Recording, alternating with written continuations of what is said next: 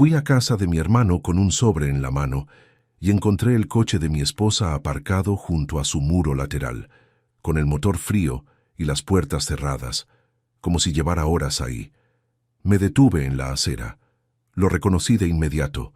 El mismo color gris perla, la misma abolladura pequeña en el parachoques trasero que Begoña llevaba meses diciendo que iba a arreglar. Rodeé la casa en silencio. Llegué a la ventana del salón, me acerqué despacio, y lo que vi al otro lado del cristal me detuvo en seco, como si alguien hubiera apagado un interruptor dentro de mí. No grité, no llamé al timbre, no hice ninguna de las cosas que uno imagina que haría en ese momento. Simplemente di media vuelta, caminé hasta el coche, me senté y me quedé mirando el asfalto durante casi 20 minutos con el sobre en el regazo, sin ser capaz de mover los dedos para encender el motor. Antes de continuar, suscríbete al canal. Activa la campanita porque todos los días tenemos nuevas historias. Deja tu like y cuéntanos en los comentarios desde qué ciudad nos estás viendo. Antes de contarte lo que vi, necesito que entiendas quién era yo. No el hombre que estaba sentado en ese coche aquella tarde, paralizado y en silencio, sino el que había sido durante 52 años antes de eso. Porque lo que ocurrió frente a esa ventana no se entiende si no sabes lo que había construido, lo que había creído y lo que significaba cada una de las personas que me traicionó. Me llamo Isidro Cabrera Montoya. Tengo 52 años. Soy inspector de Hacienda desde que aprobé las oposiciones con 27 años, en una época en que los formularios todavía se rellenaban a mano y el jefe de departamento fumaba en pipa dentro del despacho sin que nadie dijera nada.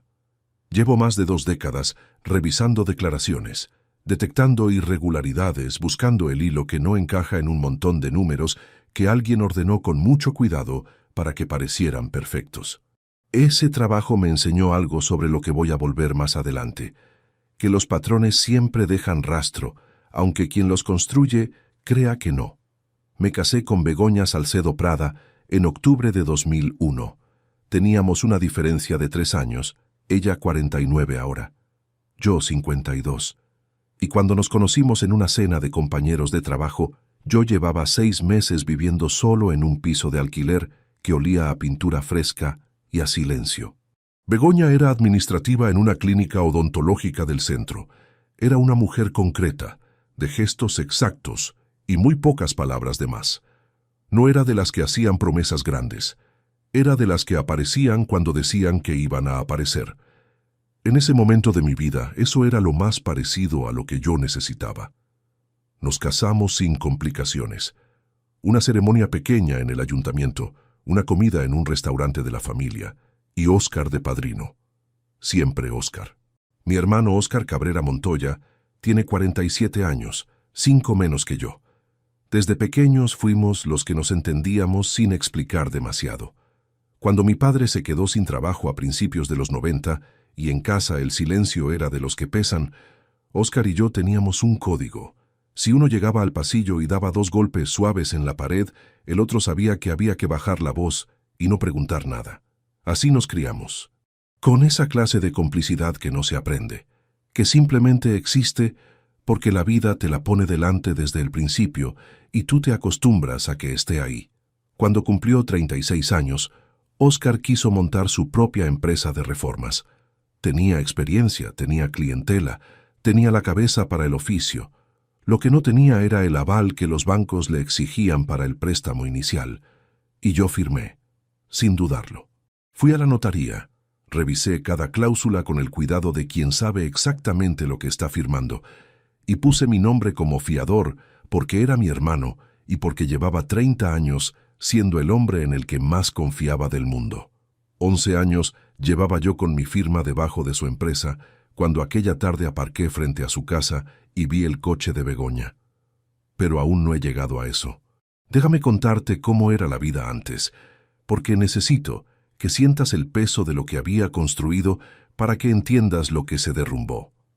Nuestra rutina tenía la solidez de lo que se sostiene solo porque lleva años en pie.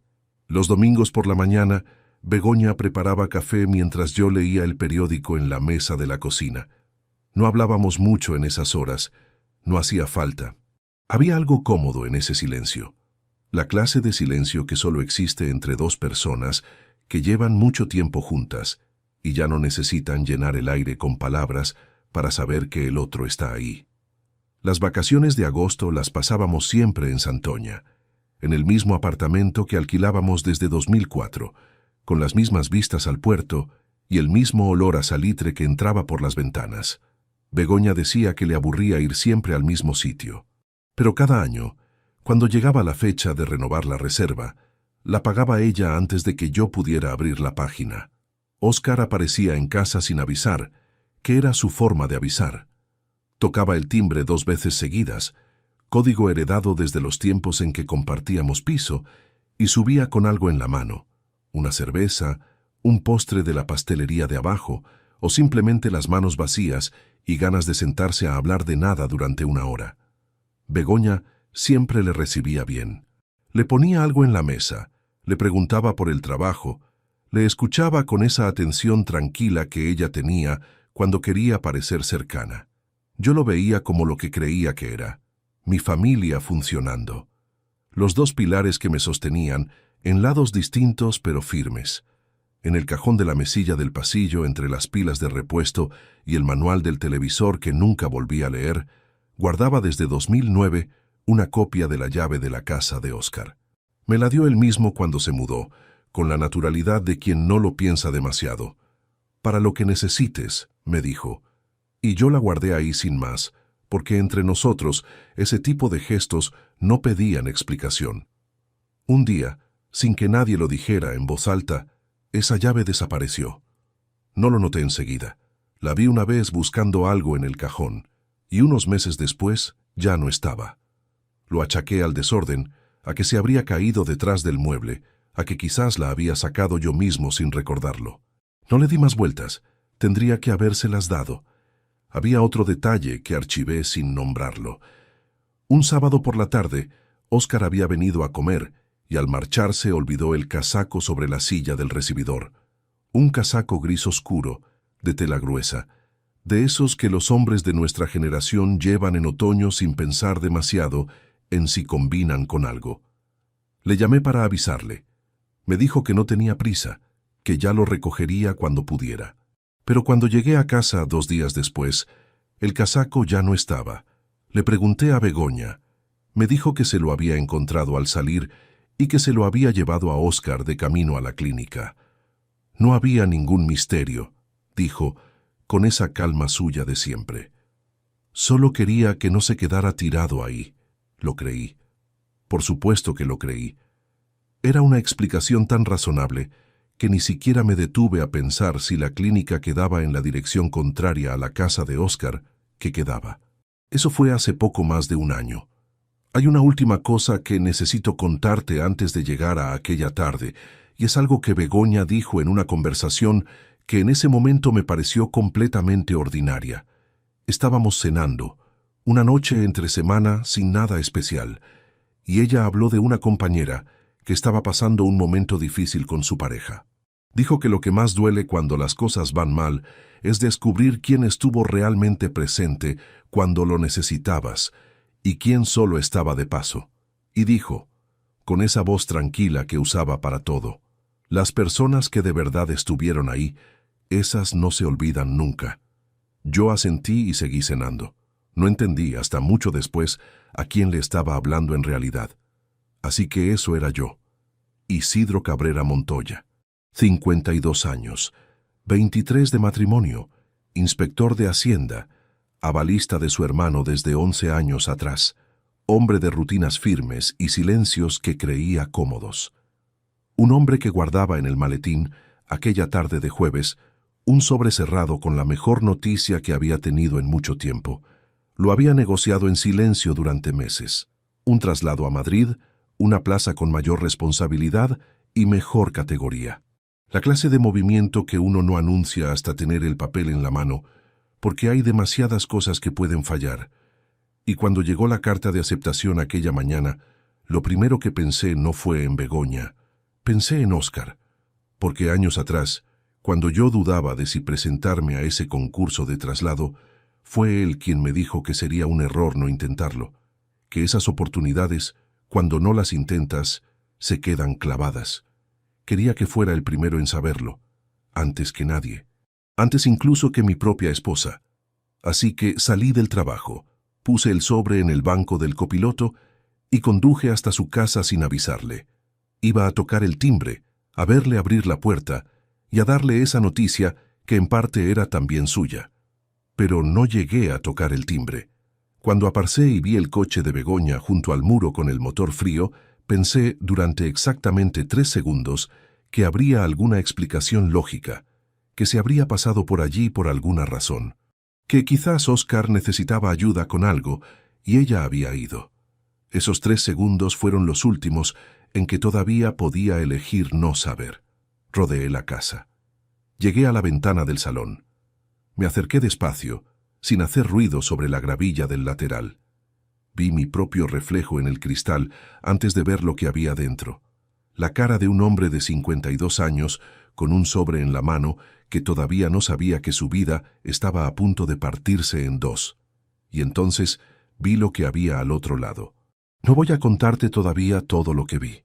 No porque quiera hacerte esperar, sino porque si te lo digo ahora, sin que sepas el peso real de esos 23 años, sin que entiendas lo que significaba cada firma, cada domingo, cada llave guardada en ese cajón, no vas a poder sentir lo que yo sentí en ese momento. Necesito que llegues hasta ahí con todo el contexto encima. Volví al coche. Me senté. Puse el sobre en el regazo, con las 2 manos encima, como si pudiera proteger algo que ya no tenía ningún sentido proteger. Y me quedé mirando el asfalto hasta que oscureció. El expediente que tenía sobre la mesa aquella mañana de lunes era de los complicados. Una empresa de distribución que llevaba 4 ejercicios consecutivos declarando pérdidas mientras el titular compraba inmuebles con dinero en efectivo. Isidro conocía ese patrón de memoria. Lo había visto decenas de veces en más de 25 años de carrera y sabía que detrás de cada número que no cuadraba había siempre una decisión que alguien había tomado creyendo que nadie se daría cuenta. Esa certeza, la de que las cifras siempre acaban contando la verdad, aunque quien las escribió hubiera hecho todo lo posible para evitarlo, era lo más parecido que tenía a una convicción permanente. Entró en Hacienda en 1997, con 27 años recién cumplidos y un traje de segunda mano que le quedaba algo estrecho de hombros. Las oposiciones las había preparado en el piso de sus padres en Valladolid, en una mesa que su madre había liberado del cuarto de planchar para que tuviera espacio. 3 años de preparación, 2 convocatorias fallidas, y a la tercera una plaza en la delegación de Burgos que nadie quería porque quedaba a 140 kilómetros de casa. Él la aceptó sin pensarlo 2 veces. Su padre le estrechó la mano esa noche con la firmeza que reservaba para los momentos que no admitían más palabras, y su madre le hizo una tortilla de patatas tan grande que no pudo terminarla. Oscar tenía 22 años entonces. Estaba terminando su 2º año de formación profesional en construcción y ya hablaba de montar algo propio en cuanto acumulara suficiente experiencia. Era de los que planificaban sin mapas, con la cabeza llena de proyectos que a veces tardaban una década en materializarse, pero que casi siempre salían. Aquella noche del traje estrecho y la tortilla, mientras los padres ya se habían retirado, Oscar se quedó con Isidro en la cocina hasta la madrugada. Le dijo que iba a ser el inspector más incómodo del país, de esos que hacen que los que esconden dinero no duerman tranquilos. Isidro se rió, no porque le pareciera una exageración, sino porque su hermano tenía esa capacidad exacta de decir lo que uno necesitaba escuchar en el instante preciso. Eso ocurrió en el 97, 17 años antes de que Isidro pusiera su firma como fiador de la empresa de Oscar, 21 años antes de que empezara todo lo que estoy contando. Los primeros años en Burgos los pasó solo, en un estudio con calefacción de gas que tardaba 20 minutos en calentar la habitación y una ventana que daba al patio interior de un edificio donde un vecino del tercero tocaba el saxofón los viernes por la noche. No era una vida brillante, pero era la suya. Llegaba antes que nadie a la oficina y se iba después que todos. Sus compañeros le tomaban el pelo por eso, con esa mezcla de afecto e ironía que se usa en los despachos públicos para con los que se toman el oficio demasiado en serio. Él lo encajaba sin defensas porque, en el fondo, sabían que tenían razón. Fue en una cena de fin de año de la delegación, en diciembre de 2000, cuando apareció Begoña. No en la cena propiamente, sino antes, en el guardarropa del restaurante, mientras los dos esperaban a que les devolvieran los abrigos al mismo tiempo. Ella llevaba uno azul marino con botones de hueso. Isidro se fijó en eso porque su madre tenía uno parecido. No era una observación poética, era simplemente lo que había visto. Begoña le miró con esa calma directa que tenía para mirar las cosas y le dijo: «Tú eres el de Hacienda que nunca sale a fumar». Él respondió que no fumaba. Ella asintió como si ya lo supiera. «Eso se nota», dijo. No fue un comienzo especialmente elaborado, pero había algo en la manera en que Begoña decía las cosas, sin adorno ni rodeo, que le resultó más interesante que cualquier conversación cuidada que hubiera tenido en los últimos 3 años. Quedaron aquella misma semana. Luego, otra vez. Y sin que ninguno lo anunciara con palabras, al llegar la primavera era evidente que había algo que merecía continuar. Óscar la conoció en Semana Santa del 2001, cuando Isidro la llevó a Valladolid por primera vez. Comieron en casa de los padres. Cocido, pan de pueblo y un Ribera del Duero que el padre guardaba para visitas que lo justificaran. Óscar llegó tarde, como siempre, con la cazadora manchada de yeso de la obra donde estaba ese mes, y se disculpó con esa naturalidad suya que hacía que las disculpas sonaran a simple información. Begoña no se incomodó. Les escuchó hablar a los dos hermanos durante toda la sobremesa con esa atención de observadora que tenía, y de vuelta en el coche le dijo a Isidro que su hermano era de los que llenaban el espacio sin darse cuenta. Isidro tardó un momento en entender si era un elogio o no. Al final concluyó que probablemente eran las dos cosas. Se casaron en octubre de 2001. El Ayuntamiento de Burgos. 23 invitados. Una comida que duró 4 horas más de lo previsto, porque el padre de Isidro tenía tendencia a prolongar los brindis. Óscar fue padrino y habló durante 8 minutos con un papel doblado que no miró ni una sola vez, sobre lo que significaba ver a su hermano dejar de ser el hombre del estudio de calefacción lenta para convertirse en alguien que tenía a alguien.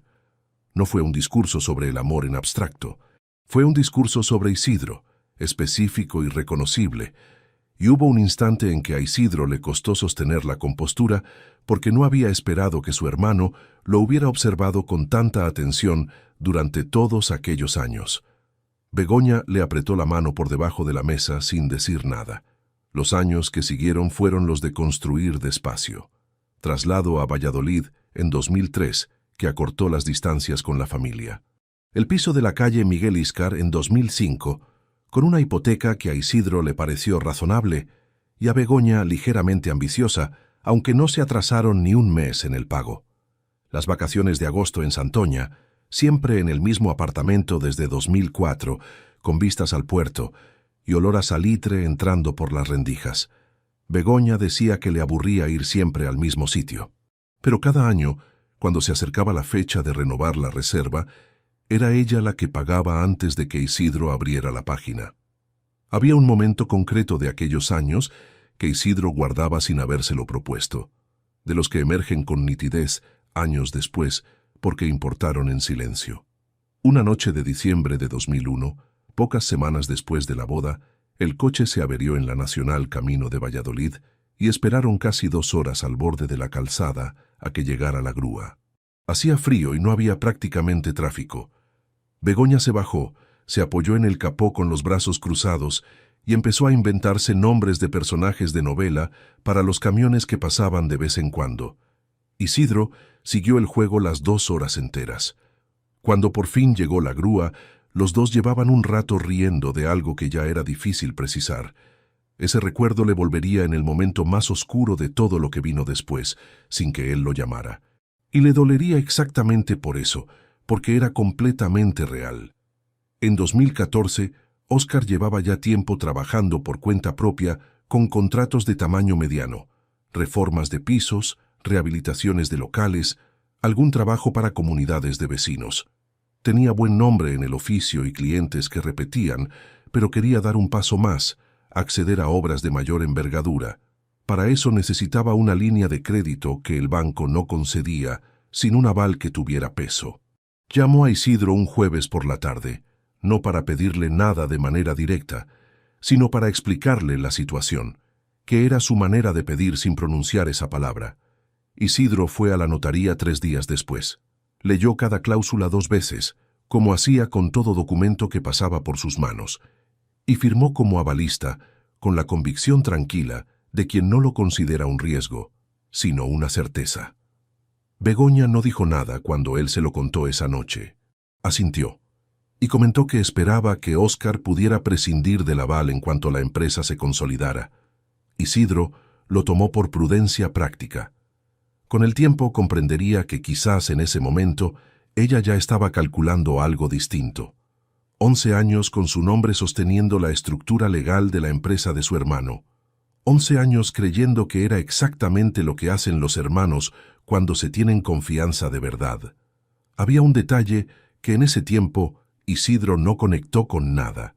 Un sábado de noviembre, Óscar había venido a comer y al marcharse dejó olvidado su casaco sobre la silla del recibidor.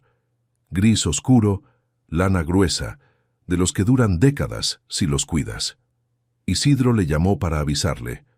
Óscar dijo que no tenía prisa, que ya lo recogería cuando pudiera. Pero cuando Isidro volvió a casa 2 días después, la silla estaba vacía. Le preguntó a Begoña. Ella respondió sin levantar la vista de lo que tenía entre manos. Me lo encontré al salir y me llegué a devolvérselo. No era ninguna molestia. Isidro no replicó. La clínica quedaba en el extremo opuesto de la ciudad respecto al piso de Óscar, pero quizás había tenido que ir por esa zona por otro motivo. No lo preguntó. No había ninguna razón aparente para hacerlo. El casaco era el mismo que vería colgado en la silla de la casa de su hermano, al otro lado de la ventana, aquella tarde de jueves. En el cajón de la mesilla del pasillo, Isidro guardaba desde 2009 la llave de reserva del piso de Óscar. Una llave plateada de las antiguas, con una muesca pequeña en el lateral de las que tienen cierto peso en la palma. Óscar se la había dado cuando se mudó, con esa naturalidad suya de siempre. Para lo que necesites. La vio por última vez en primavera del año pasado, buscando las pilas del mando a distancia. La reconoció, la dejó en su sitio y no volvió a pensar en ella. Semanas después, cuando abrió el cajón por otro motivo, ya no estaba. Removió todo el cajón, miró debajo del mueble, revisó otros rincones sin resultado. Con el tiempo dejó de buscarla y lo atribuyó al desorden, pero esa llave no se había perdido. Y quien la tenía en ese momento entraba y salía de la casa de su hermano sin que nadie lo supiera, sin que nadie lo hubiera pedido, y sin que nadie hasta entonces hubiera notado que faltaba. Eso Isidro no lo sabía todavía, pero el cajón vacío era el primer hilo de algo que, cuando empezara a deshacerse, no iba a tener ningún extremo limpio. Óscar, pon más, que a Isidro le queda poco. Era Begoña quien hablaba sin levantar la vista del plato, con esa naturalidad de quien da una instrucción doméstica en territorio propio. Pero no era su casa, era un sábado por la noche, estaban en el piso de la calle Miguel Íscar, y lo que había dicho no era extraño en sí mismo. Lo extraño era otra cosa, que Óscar ya tenía la botella en la mano antes de que ella terminara la frase. No era un gesto coordinado de forma evidente. No era nada que cualquier persona en esa mesa hubiera señalado. Isidro lo vio de reojo sin volverse, mientras servía más pan en la cesta, y lo guardó en algún lugar del que aún no sabía el nombre. Su hermano había alcanzado la botella, con el reflejo de quien sabe de antemano lo que viene. No de quien reacciona a una petición. Era la diferencia entre un músculo entrenado y una respuesta espontánea.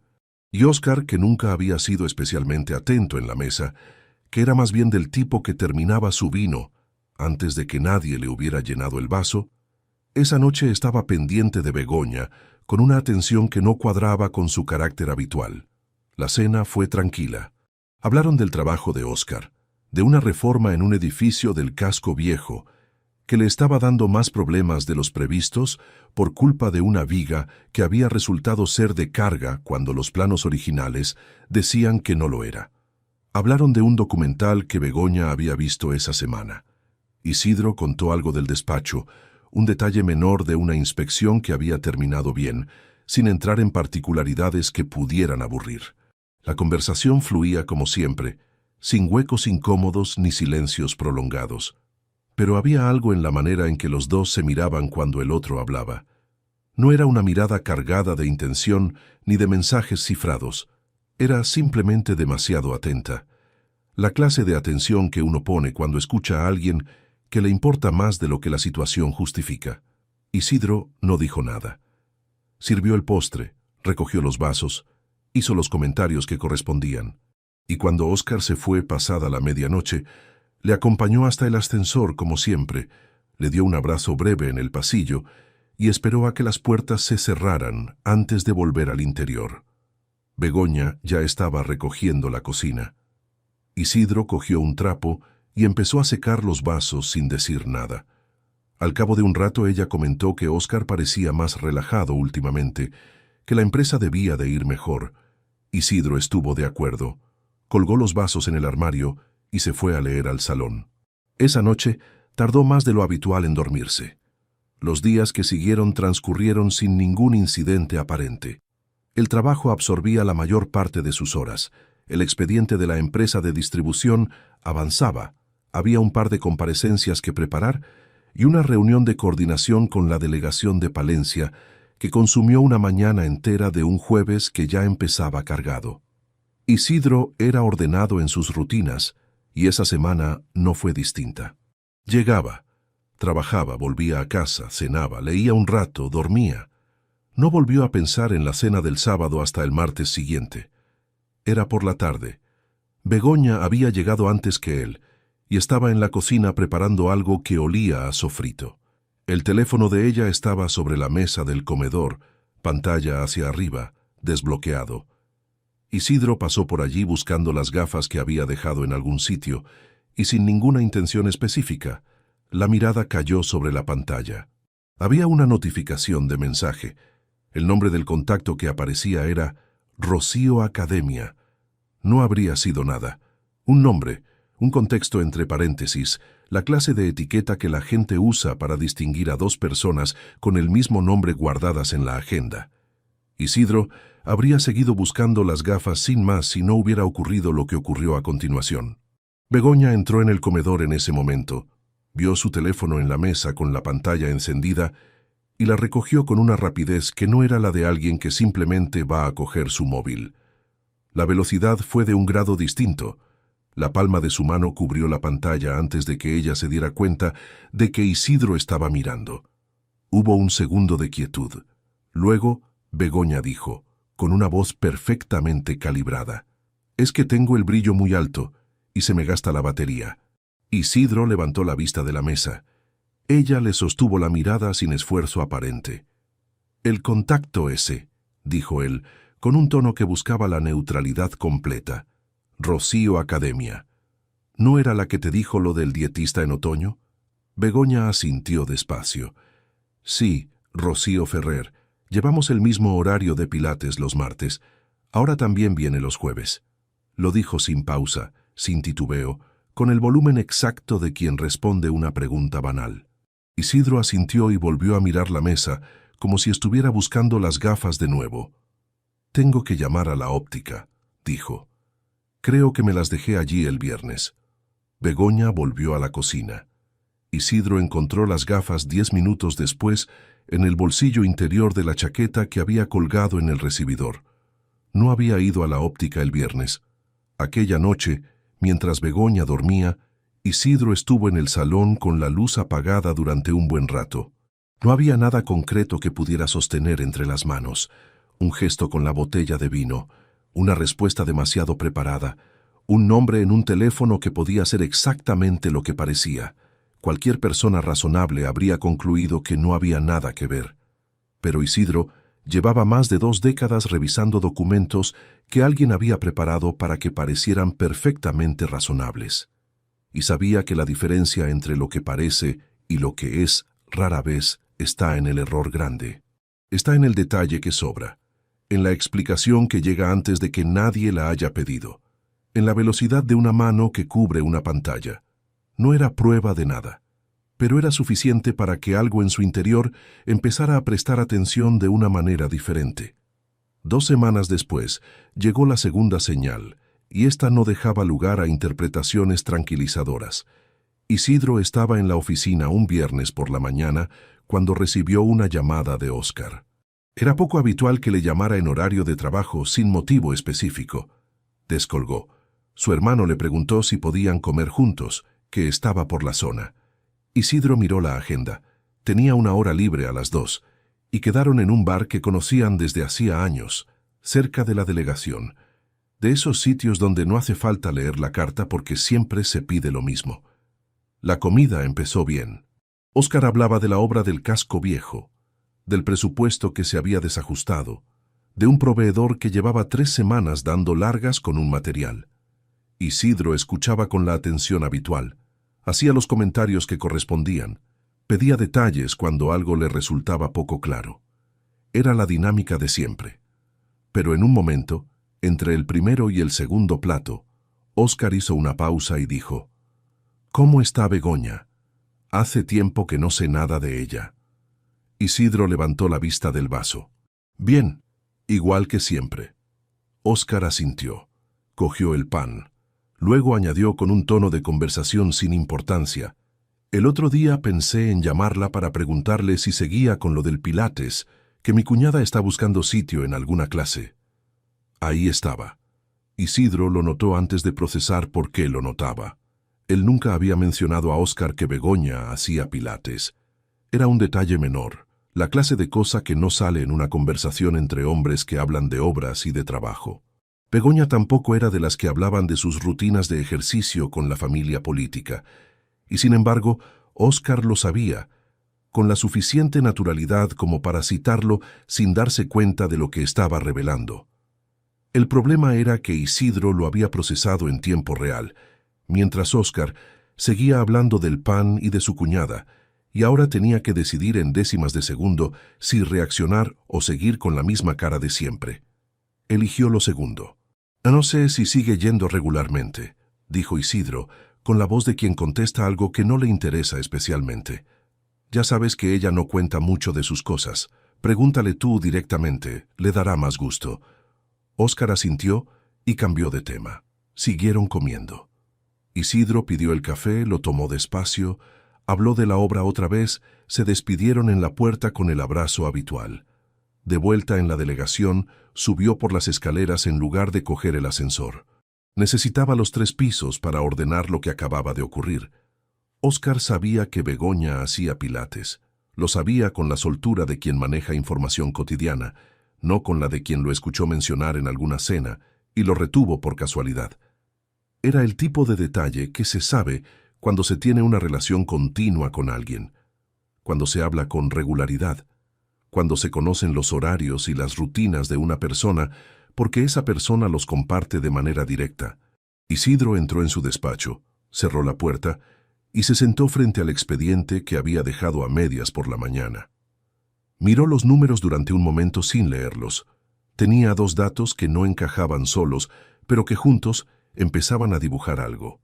Un nombre en un teléfono que Begoña había cubierto con la mano demasiado rápido y un detalle sobre su rutina que su hermano no debería conocer. Podía seguir ignorándolo. Podía convencerse de que había explicaciones razonables para ambas cosas. Era lo más sencillo. Era también, lo sabía con la claridad incómoda de quien ha pasado décadas buscando lo que no cuadra en los papeles que alguien preparó con cuidado. Exactamente lo que hacen las personas cuando no quieren ver lo que ya están viendo. Abrió el cajón inferior del escritorio. Sacó una libreta pequeña que usaba para anotaciones personales, no para expedientes oficiales. Escribió la fecha, escribió 2 líneas, cerró la libreta y la guardó debajo de un taco de folios en blanco. Esa noche llegó a casa a la hora de siempre. Begoña había hecho lentejas. Comieron frente al telediario. Ella le preguntó cómo había ido el día. Él dijo que bien, sin más detalles. Recogieron juntos, cada uno en su lado de la cocina, con esa coordinación tranquila de 20 años de práctica. Antes de dormirse, Isidro pensó en el nombre guardado en el teléfono: Rocío Academia. Lo había buscado sin resultado en el directorio del gimnasio municipal, donde Begoña tenía el abono, en el único que quedaba cerca de la clínica. No había ninguna clase de pilates los jueves en ese centro, ni los martes. La carta llegó un jueves por la mañana, entre un sobre de publicidad bancaria y la factura del gas. Era un sobre institucional, con el membrete de la Administración General del Estado en el ángulo superior izquierdo y su nombre completo impreso con la precisión burocrática que él mismo había aprendido a respetar a lo largo de toda su carrera. Lo reconoció antes de abrirlo. Llevaba meses esperándolo con esa clase de paciencia tensa que se desarrolla cuando uno ha aprendido que las cosas importantes rara vez llegan cuando uno las necesita, sino cuando han terminado de decidirse solas. Lo abrió en el recibidor, de pie, con el abrigo todavía puesto. Era la resolución de traslado. Plaza de inspector jefe en la Delegación Central de Madrid. Incorporación prevista para el primer trimestre del año siguiente. Condiciones detalladas en el anexo que venía doblado detrás. Lo leyó 2 veces de arriba abajo, luego dobló el papel, lo metió de nuevo en el sobre y se quedó quieto un momento con el sobre entre las manos. Pensó en Óscar, no en Begoña, que habría sido lo lógico. En Óscar. Porque hacía exactamente 4 años, en una tarde de sábado en la que estaban los dos solos en el bar del barrio, después de un partido de fútbol que habían visto sin ningún equipo particular de por medio, Isidro le había contado que había pensado en presentarse al concurso de traslado a Madrid, pero que no lo veía claro, que le daba pereza empezar de nuevo en otra ciudad a los 50 años, que quizás era demasiado tarde para ese tipo de movimientos. Y Óscar había dejado la cerveza en la mesa, le había mirado con esa directness suya sin adornos y le había dicho: si no lo intentas, dentro de 10 años vas a seguir en el mismo sitio pensando en lo que no hiciste, y eso pesa más que cualquier traslado. Isidro lo había intentado, y lo había conseguido. Metió el sobre en el maletín, en el compartimento interior donde guardaba los documentos que no quería olvidar. Esa tarde, al salir del trabajo, condujo directamente a casa de Óscar. No le llamó para avisarle. Quería que fuera una sorpresa. Quería ver su cara cuando abriera el sobre. Aparcar en la calle de Óscar siempre era complicado a esas horas. Isidro dio una vuelta completa a la manzana antes de encontrar un hueco a unos 40 metros de la entrada del edificio. Metió el coche, cogió el maletín del asiento trasero, sacó el sobre y lo puso en el banco del copiloto. Entonces lo vio. El coche de Begoña estaba aparcado pegado al muro lateral del edificio, en el espacio estrecho que los vecinos usaban para motos y que en ocasiones alguien aprovechaba si llegaba tarde y no quedaba otra opción. Lo reconoció sin ninguna duda.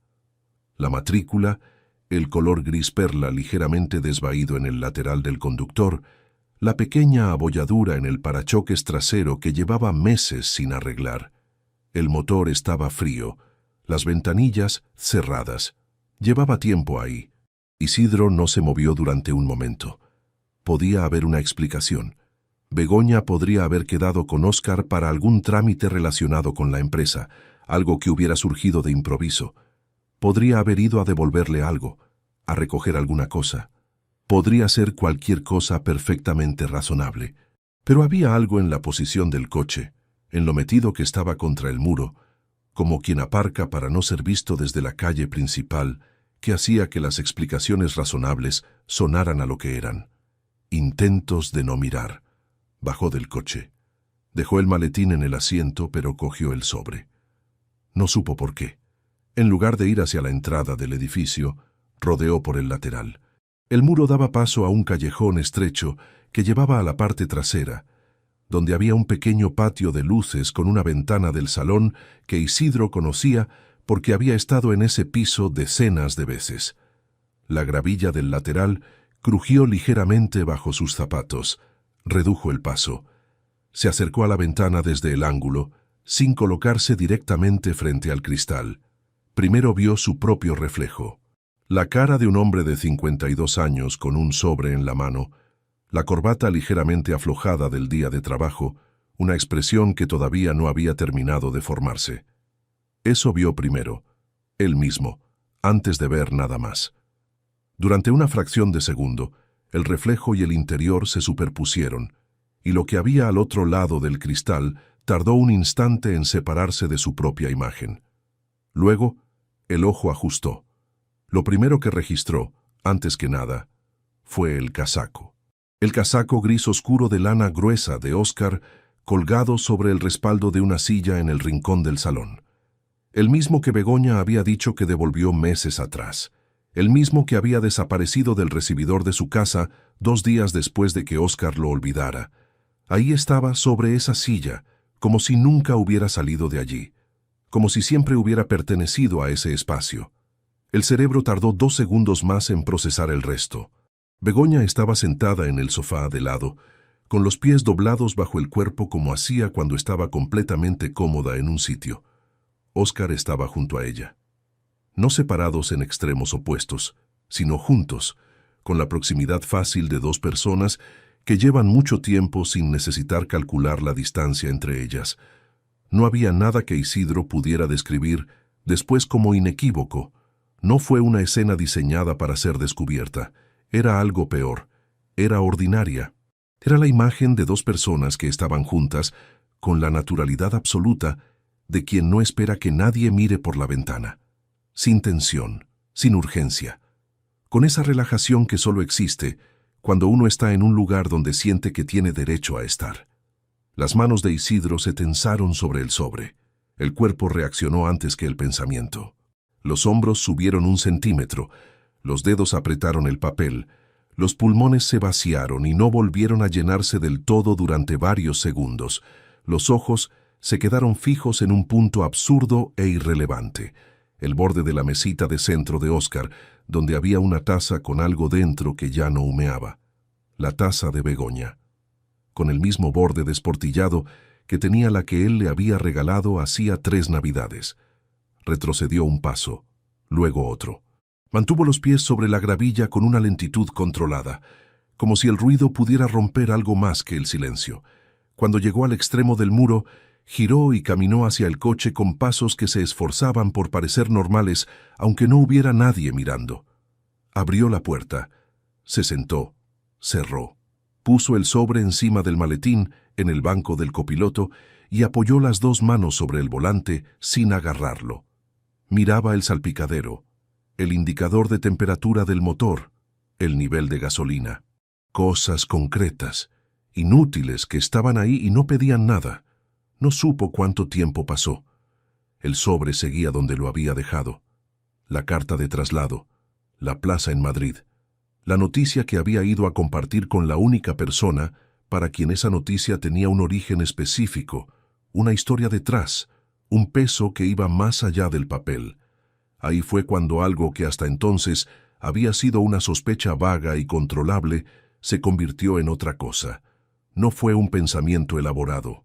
Fue una certeza que se instaló en el centro del pecho con la solidez de lo que ya no necesita ser demostrado para existir. Llevaba tiempo mirando sin ver. Y ahora había visto. Encendió el motor. Salió del aparcamiento despacio, sin prisa, como quien termina una visita ordinaria. Pasó frente a la entrada del edificio sin detenerse. Pasó frente al coche de Begoña sin mirarlo. Giró en la primera esquina y tomó la dirección de casa. En el semáforo de la avenida principal se detuvo al ponerse en rojo. El coche de al lado tenía la radio puesta, algo que no reconoció, una canción con una melodía que se colaba por la rendija de la ventana entreabierta. El semáforo tardó más de lo habitual en cambiar. Isidro miró el sobre. El nombre de Oscar no aparecía en ningún lugar de ese papel. No tenía por qué aparecer. Era una resolución de traslado, un documento administrativo, la culminación de un proceso que había durado meses y que ahora, en el banco del copiloto de un coche detenido en un semáforo, había perdido completamente el sabor que había tenido esa mañana cuando lo abrió en el recibidor. El semáforo se puso en verde, Arrancó. Llegó a casa antes de que Begoña volviera. Se cambió de ropa. Guardó el sobre en el cajón de la mesilla de su lado de la cama, debajo de los documentos del seguro del coche que nunca sacaba. Puso agua a hervir, aunque no quería nada caliente. La apagó antes de que hirviera. Cuando Begoña entró por la puerta 40 minutos después, Isidro estaba en el sofá con el periódico abierto en una página que no había leído. «Llegas tarde», dijo ella, sin tono de reproche. Información. «Ya había tráfico», respondió él, sin levantar la vista del periódico. Begoña dejó el bolso en la silla del recibidor, el mismo sitio de siempre, y fue directa a la cocina. Isidro escuchó el ruido del frigorífico, el golpe suave de un cajón, el sonido del grifo. «¿Tienes hambre?», preguntó ella desde dentro. «Un poco. En 20 minutos está». Todo exactamente igual que cualquier otra tarde. La misma voz, el mismo ritmo, el mismo reparto de palabras que tenían desde hacía años. Y sin embargo Isidro sostenía el periódico con una tensión en los dedos que hacía que el papel crujiera ligeramente cuando respiraba hondo. El momento de peligro llegó durante la cena. Estaban comiendo cuando Begoña mencionó, con la naturalidad de quien completa un inventario de su día, que había pasado la tarde en casa de una compañera de la clínica, ayudándole a revisar unos documentos del contrato de alquiler que le habían puesto complicado. Isidro dejó el tenedor apoyado en el borde del plato. Durante un segundo exacto, sintió que la frase que estaba a punto de salir de su boca era la equivocada.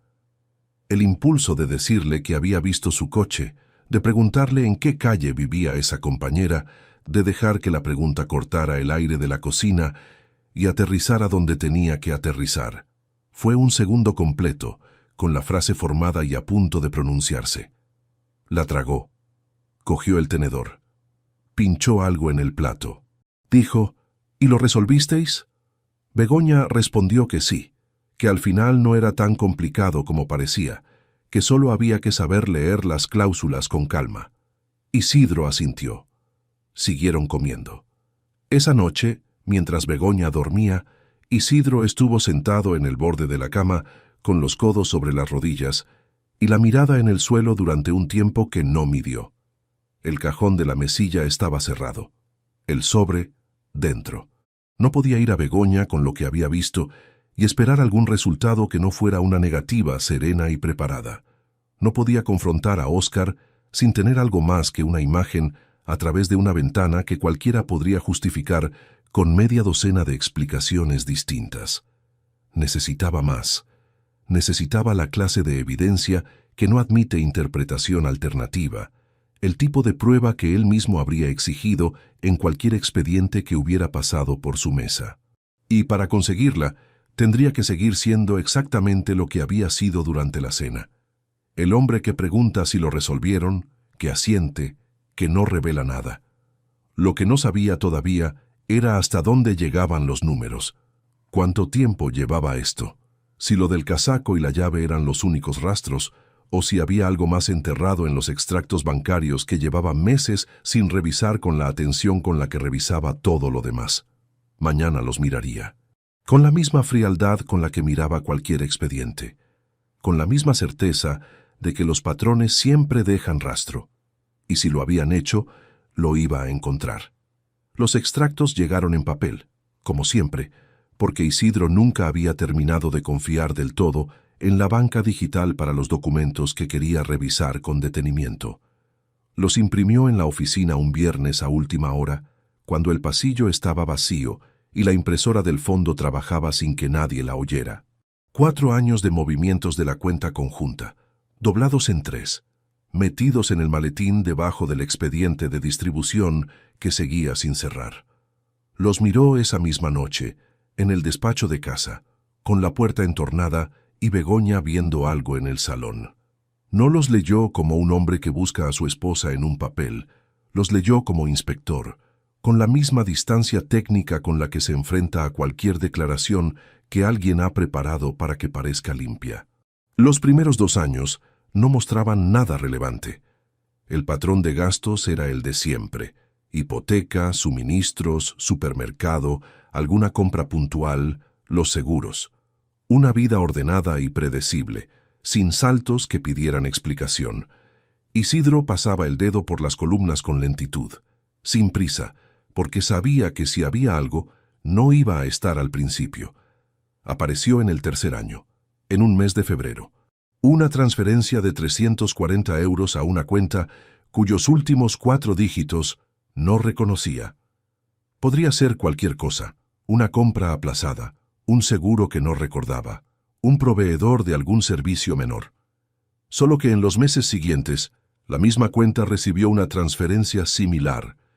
320 en marzo, 290 en abril. No era una cantidad llamativa. Era exactamente el tipo de importe que uno puede justificar con cualquier cosa si le preguntan, y que resulta invisible si no se busca específicamente. Isidro cogió un bolígrafo y rodeó cada transferencia con un círculo fino. En 22 meses, la suma total ascendía a 7.840 euros, retirados en cantidades que nunca superaban los 400, siempre desde la cuenta conjunta, siempre hacia la misma cuenta de destino. No era una fortuna, pero era un patrón. Y los patrones, en su experiencia, no aparecen solos. Lo que necesitaba ahora era algo que él no podía conseguir desde dentro. Necesitaba a alguien que pudiera moverse donde él no podía hacerlo sin levantar sospechas. Alguien que supiera documentar lo que no se documenta solo. Valentín Escudero Prieto le dio el nombre. Valentín tenía 58 años y llevaba más de 2 décadas ejerciendo como abogado de familia en Valladolid. Se conocían desde que Isidro llegó a la ciudad, por la vía habitual de los trabajos que se cruzan en los juzgados y los despachos notariales. Se habían hecho amigos con la lentitud que tienen las amistades entre hombres de su generación, sin declararlo, sin discutirlo, simplemente acumulando años de conversaciones que empezaban hablando de trabajo y terminaban hablando de otra cosa. Isidro le llamó un martes por la mañana desde el móvil personal, no desde el de trabajo. Le dijo que necesitaba hablar, que era algo delicado, que prefería en persona. Valentín no preguntó nada. Quedaron esa misma tarde en su despacho, después de que se fuera el último cliente. Isidro le contó lo suficiente. No todo, porque todavía no tenía todo, pero sí lo bastante para que Valentín entendiera la magnitud de lo que estaba sobre la mesa. El abogado le escuchó sin interrumpir, con ese hábito suyo de dejar que las cosas se terminen de decir antes de empezar a opinar. Cuando Isidro terminó, Valentín apoyó los codos en la mesa y juntó las manos. «Necesitas a Fabián», dijo. Fabián Logroño Torres tenía 54 años.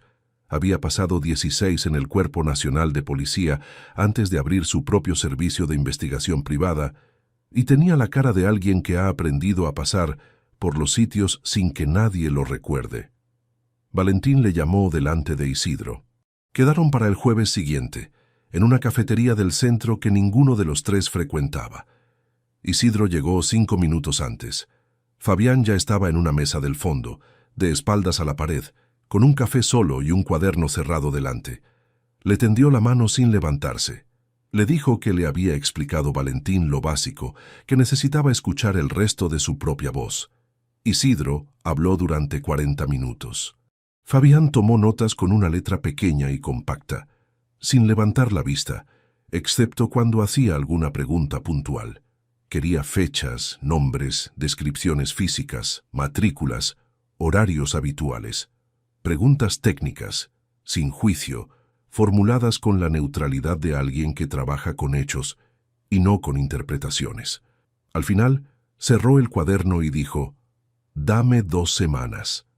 Las 2 semanas siguientes fueron las más largas que Isidro recordaba haber vivido dentro de su propia casa. Cada mañana se levantaba, desayunaba frente a Begoña, hablaba de lo que había que hablar y se iba al trabajo. Cada noche volvía, cenaba, recogía, se dormía o no se dormía según lo que tuviera en la cabeza. Begoña no cambió en nada su comportamiento. Era exactamente la misma persona de siempre, con el mismo ritmo, los mismos gestos, los mismos silencios. Eso era lo más difícil, no la hostilidad, no la frialdad, no alguna señal de que algo había cambiado entre ellos. La dificultad estaba en que todo parecía completamente normal, que si no hubiera visto lo que vio a través de aquella ventana, nada le habría dado razón para sospechar. Fue durante ese periodo cuando llegó la segunda escena con Oscar, y fue completamente distinta de cualquier cosa que hubiera ocurrido antes. Un miércoles a mediodía, Isidro estaba en su despacho de la delegación revisando un informe cuando la secretaria de planta asomó la cabeza por la puerta entreabierta y le dijo que había alguien preguntando por él en recepción. No tenía ninguna cita a esa hora. Era Oscar. Estaba en el vestíbulo de entrada con la cazadora de trabajo todavía puesta, manchas de polvo en los antebrazos, el casco de obra colgado del brazo. Le dijo que estaba haciendo un presupuesto en un edificio de la calle de al lado y que había pensado en subir a ver si podían comer juntos si Isidro tenía un hueco. Isidro lo miraba desde el mostrador de recepción. Su hermano, 47 años, la misma nariz que su padre, la misma manera de apoyar el peso en un pie cuando esperaba una respuesta. Un hombre al que conocía desde que tenía memoria y que ahora era algo que Isidro todavía no había terminado de nombrar para sí mismo. «Dame 10 minutos», dijo. Fueron a un bar cercano. Pidieron el menú del día. Oscar habló de la obra, del presupuesto que era más complicado de lo que había parecido al principio, de un problema con un proveedor de azulejos que llevaba retrasando el material desde hacía semanas. Isidro escuchaba y respondía con la normalidad suficiente para que nada crujiera. Fue hacia el final, cuando ya habían pedido el café, cuando ocurrió. Oscar miró el vaso un momento antes de decir, con un tono de conversación sin importancia: «¿Cómo está Begoña? Hace tiempo que no coincidimos». Isidro levantó la vista. «Bien, tiene mucho trabajo en la clínica este mes». Oscar asintió. Luego, con esa naturalidad que Isidro ya sabía leer de otra manera, añadió: «El otro día pensé en llamarla, para lo del fontanero, que me dijo que el del edificio donde vivís era bueno y que le había recomendado a alguien». Isidro apoyó la taza en el plato. Begoña nunca había mencionado nada de ningún fontanero a Isidro. No había habido ninguna avería reciente en el piso. Y sin embargo, Oscar tenía ese dato, ese detalle específico y doméstico, con la comodidad de quien lo escuchó directamente. El momento de peligro llegó inmediatamente después, porque Isidro sintió que la mandíbula se tensaba y que el silencio que había dejado después de apoyar la taza era un segundo más largo de lo que debería haber sido. Un segundo en el que Oscar, si lo miraba bien, podría ver que algo había cambiado en la cara de su hermano. Isidro carraspeó. Se pasó la servilleta por la boca aunque no la necesitaba. Dijo: «No sé nada de eso. Ella gestiona todo lo del piso. Ya sabes que a mí con los gremios no hay quien me mande». Lo dijo con un tono ligeramente fastidiado, de marido que delega, completamente creíble. Luego cogió la taza y bebió el café que ya estaba frío. Oscar se rió, como todos. Siguieron hablando 2 minutos más. Isidro pagó la cuenta, que era su turno, y se despidieron en la puerta. Abrazo breve, 2 palmadas en la espalda, el mismo código de siempre. De vuelta en el despacho, Isidro cerró la puerta con llave por primera vez desde que trabajaba en esa oficina. Se sentó, abrió el cajón inferior, sacó la libreta pequeña, escribió la fecha, la hora y 2 líneas sobre lo del fontanero. Cerró la libreta, la devolvió debajo del taco de folios. Oscar no estaba hablando con Begoña de vez en cuando. Estaba hablando con ella con regularidad suficiente como para tener detalles cotidianos que Isidro no tenía. Eso no era una conversación esporádica. Eso era una comunicación constante, integrada, de 2 personas que comparten el día a día de una forma que ninguno de los dos había anunciado a nadie. Fabián llamó al móvil personal de Isidro el viernes de esa misma semana. Le dijo que tenía material. Quedaron el sábado por la mañana en casa de Valentín, que había ofrecido su despacho para la reunión. Isidro llegó el primero. Valentín tenía café preparado. Fabián llegó puntual, con una carpeta fina bajo el brazo y esa expresión neutra de quien ha visto suficientes cosas para no poner cara a ninguna. Abrió la carpeta sobre la mesa. Había 8 fotografías, tomadas en exteriores con un objetivo de larga distancia, nítidas, con fecha y hora impresas en el margen inferior. Las 8 mostraban a Begoña y a Óscar juntos en distintos lugares. Una terraza de bar en el centro, el aparcamiento de un centro comercial, la entrada de un edificio que Isidro no reconoció de inmediato. En 4 de las fotos, la proximidad entre los dos era la misma que había visto a través de la ventana. Sin urgencia, sin tensión, con esa naturalidad que solo existe entre personas que llevan mucho tiempo sin necesitar calcular el espacio. Isidro miró cada fotografía durante el tiempo que tardó en procesar lo que había en ella. Luego las dejó sobre la mesa boca arriba. Fabián le dijo que había documentado 8 encuentros en 16 días, que los horarios coincidían con días en que Begoña salía supuestamente de la clínica antes de tiempo, que el edificio de la última foto era un apartamento en el barrio de Las Delicias, alquilado a nombre de una empresa de servicios cuya titularidad había pedido que se investigara más a fondo. Isidro levantó la vista. ¿A nombre de qué empresa? Fabián sacó una hoja de la carpeta y la dejó sobre la mesa. Era la ficha mercantil de una sociedad limitada constituida hacía poco menos de 2 años, una empresa de servicios administrativos con un único socio. Isidro leyó el nombre una vez, luego lo leyó otra vez.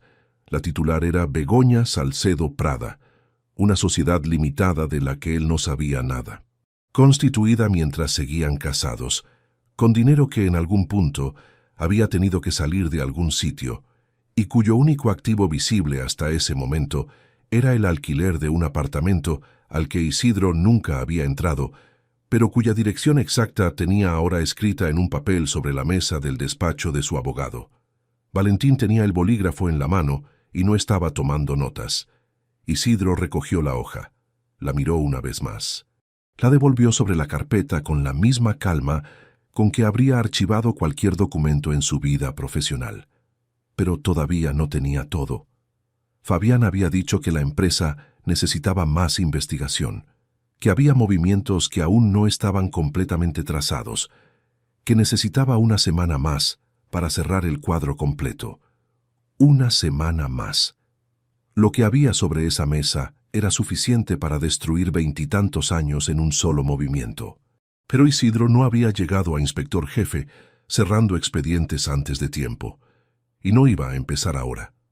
El teléfono estaba sobre la encimera de la cocina, pantalla hacia arriba, con la pantalla encendida porque Isidro lo había desbloqueado sin darse cuenta y no había vuelto a apagarlo. Eran las 3:42 de la madrugada. El número de Óscar estaba abierto en la pantalla, el cursor parpadeando en el campo de texto, sin ninguna letra escrita todavía. Llevaba allí sentado casi 1 hora. No había encendido ninguna luz. La única claridad en la cocina era la del teléfono y la del piloto rojo del microondas, que marcaba la hora con esa frialdad de los aparatos que no entienden lo que ocurre a su alrededor. Afuera no había ruido. El edificio dormía. Begoña dormía. Todo dormía excepto Isidro, que estaba en una silla con un vaso de agua sin beber y el dedo a 1 centímetro del nombre de su hermano. No quería confrontarle. Eso no era lo que le había llevado hasta ahí. Lo que le había llevado era otra cosa, algo más difícil de nombrar. El impulso de escuchar su voz. El reflejo muscular de 30 años de llamarle cuando las cosas se ponían demasiado pesadas para cargarlas solo. Era una costumbre tan vieja que el cuerpo la ejecutaba antes de que la cabeza pudiera intervenir. Y esa noche, con todo lo que sabía ya sobre la mesa de Valentín, el cuerpo había llegado hasta la cocina, había desbloqueado el teléfono y había abierto el contacto sin que Isidro hubiera tomado ninguna decisión consciente al respecto.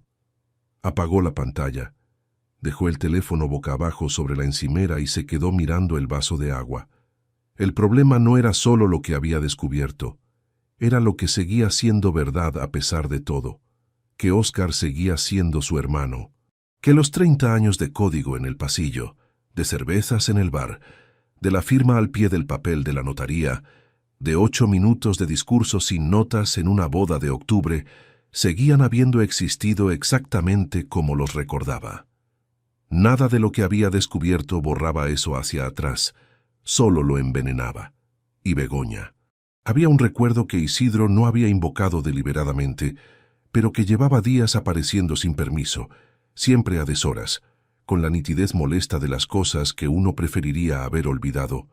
Una noche de diciembre de 2001, pocas semanas después de la boda, el coche se había parado en la Nacional a unos 30 kilómetros de Valladolid. No había avería grave, simplemente se había quedado sin batería, porque Isidro llevaba semanas notando que costaba arrancar y no había ido al taller. Aparcaron en el Arsén con las luces de emergencia puestas y esperaron casi 2 horas a que llegara la grúa. Hacía frío de verdad esa noche, el tipo de frío seco de diciembre en Castilla que no negocia. Begoña se bajó del coche, se apoyó en el capó con los brazos cruzados y el cuello del abrigo subido hasta las orejas, y empezó a inventarse nombres y oficios para los camiones que pasaban de vez en cuando por la Nacional. Uno se llamaba Evaristo y repartía enciclopedias en provincias que ya no existían. Otro era Consuelo, y llevaba 20 años haciendo el mismo trayecto sin haber llegado nunca realmente a ningún sitio. Era absurdo, y no tenía ninguna gracia objetiva, pero Isidro siguió el juego durante las 2 horas enteras porque era la primera vez en mucho tiempo que se reía de algo sin tener que esforzarse. Cuando llegó la grúa, Begoña le miró y dijo completamente en serio: «La próxima vez el taller». Isidro se acordó de eso aquella noche en la cocina con el teléfono boca abajo y el vaso sin tocar, y lo que sintió no fue ternura ni nostalgia. Fue algo más incómodo que eso. La constatación de que esa mujer que había inventado camioneros ficticios en el Arsén de una Nacional a 2 grados bajo cero era completamente real, que los 20 y tantos años que habían compartido no eran una ficción que ella hubiera construido de principio a fin, que había habido algo genuino, en algún punto, que se había torcido por razones que quizás Isidro nunca iba a entender del todo. Eso no cambiaba nada de lo que tenía que hacer, pero hacía que pesara más. Volvió a la cama a las 4:15. Se tumbó con cuidado de no despertar a Begoña y se quedó mirando el techo con los ojos abiertos hasta que empezó a aclararse la ventana. A las 8 estaba en el despacho de Valentín. Habían quedado temprano, antes de que llegaran los clientes del abogado. Isidro llegó con los extractos ampliados, la libreta con las anotaciones de las últimas semanas y la información que Fabián había entregado sobre la sociedad limitada. Valentín tenía ya sobre la mesa el Código Civil abierto por la sección de régimen económico matrimonial y un bloc de notas con 3 columnas escritas a mano. Trabajaron durante 2 horas. Valentín fue directo desde el principio.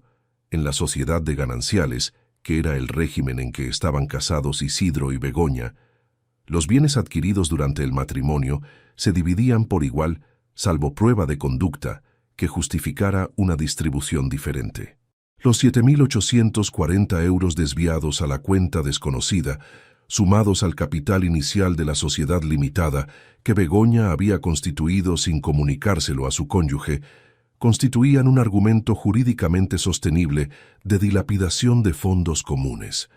No era una garantía de resultado, le dijo Valentín con la honestidad que le caracterizaba, pero era una base sólida. Isidro escuchó todo sin interrumpir.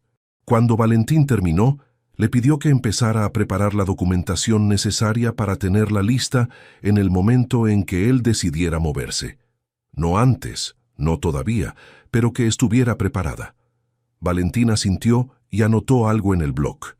Luego Isidro le dijo que necesitaba hacer otro cambio, que quería retirar a Óscar como beneficiario del seguro de vida que tenía desde hacía 12 años, una póliza con cobertura de 450.000 euros que había mantenido a nombre de su hermano desde la época en que Begoña y él habían decidido no tener hijos, y Óscar era la persona más cercana que tenía.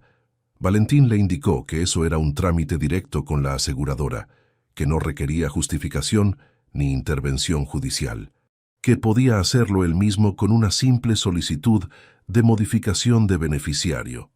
Lo hizo esa misma tarde, desde el teléfono personal, sin pasar por el ordenador de casa. La aseguradora le confirmó el cambio por escrito en 48 horas. El nuevo beneficiario era Remedios Cabrera Montoya, su hermana mayor, la única persona de la familia que estaba completamente al margen de todo lo que había ocurrido. Remedios tenía 61 años y vivía en Palencia desde que se casó. Era la mayor de los 3 hermanos, la que más se parecía a su madre en el carácter y en la manera de no hacer preguntas que no iba a gustarle la respuesta. Isidro la llamaba menos de lo que debería, lo sabía. Pero en los momentos en que las cosas habían sido verdaderamente difíciles, Remedios había sido siempre la que aparecía sin pedir explicaciones y sin quedarse más de lo necesario. La llamó esa noche, no para contarle nada, sino porque necesitaba escuchar una voz que no le exigiera mantener ninguna actuación. Le dijo que estaba bien, que había tenido una semana complicada de trabajo, que a ver si podía acercarse a Palencia pronto para comer. Remedios dijo que cuando quisiera, que ella siempre estaba y que le notaba algo raro en la voz, pero que no iba a preguntar porque ya le contaría cuando pudiera. Isidro colgó y se quedó un momento con el teléfono en la mano. Sí, le contaría cuando pudiera. El momento de peligro más serio de toda esa semana llegó un jueves por la tarde y no lo vio venir. Isidro estaba en el despacho de casa con el portátil abierto, revisando un borrador que Valentín le había enviado por correo electrónico cifrado con el resumen de la situación patrimonial. Era un documento técnico, con números, fechas y referencias legales, completamente inequívoco en su contenido. Estaba leyendo la 3ª página cuando escuchó la llave en la cerradura. Begoña llegaba tarde ese día. No debería estar en casa hasta las 7:30. Eran las 6:10. Isidro no cerró el portátil. Lo giró. No fue un movimiento limpio. La pantalla quedó en un ángulo extraño, visible si alguien se colocaba en el lado derecho del escritorio, que era exactamente el lado por el que Begoña entraba en el despacho cuando se asomaba. Isidro cogió la primera carpeta que tenía al alcance, una de trabajo, y la puso encima del teclado con un movimiento que esperaba que pareciera natural. Begoña apareció en el umbral. Tenía el abrigo puesto todavía y el bolso cruzado, lo que significaba que acababa de entrar. Le dijo que habían cancelado la última cita del día y que había salido antes. Isidro levantó la vista con la expresión de quien ha sido interrumpido en algo que requería concentración. «Estoy terminando una cosa», dijo. «Dame un cuarto de hora». Begoña miró la mesa un segundo, la carpeta encima del portátil, la pantalla girada. «¿Algo urgente?» «Un informe que tengo que revisar antes de mañana. Nada grave». Ella asintió. Dijo que iba a empezar a preparar la cena y que no había prisa. Se dio la vuelta y se fue hacia la cocina. Isidro esperó a escuchar el ruido del frigorífico antes de enderezar el portátil. Cerró el documento. Cerró el correo. Borró el historial de navegación de los últimos 15 minutos. Luego cerró el portátil y lo metió en el maletín. Las manos no le temblaban. Eso le sorprendió. Lo que sí notó cuando se levantó de la silla fue algo en el pecho que no era exactamente miedo, sino algo más parecido a la conciencia de que el margen que le quedaba se estaba estrechando.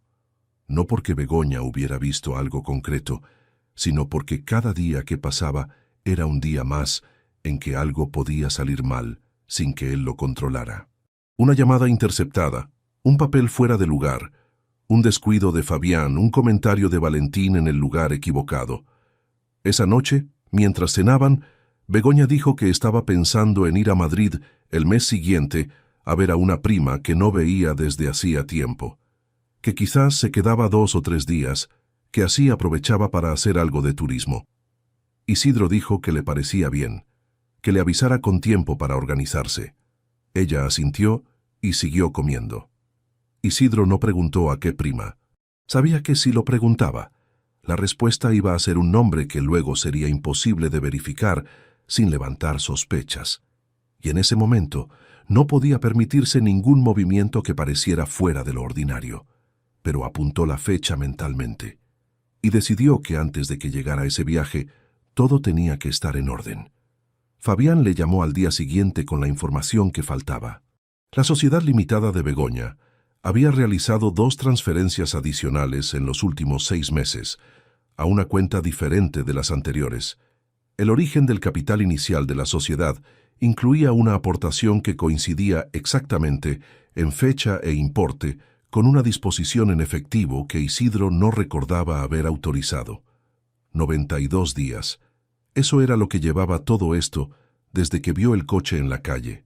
Y todavía quedaba algo que Fabián no había podido verificar, si había más cuentas, si la sociedad tenía activos que no habían aparecido todavía. Una semana más, había dicho Fabián. Isidro dejó el teléfono sobre la mesa de su despacho en la delegación y miró por la ventana el edificio de enfrente. Valentín tenía la documentación en marcha. La aseguradora había confirmado el cambio de beneficiario. Fabián seguía trabajando.